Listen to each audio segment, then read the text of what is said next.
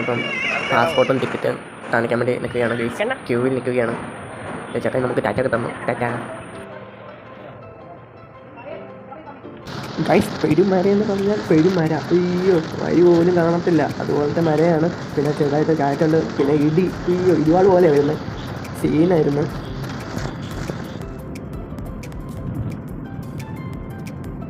കണ്ടത്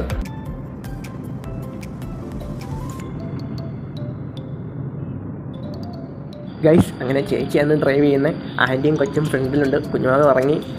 ഓക്കെ, ഞാൻ കാണിക്കാം.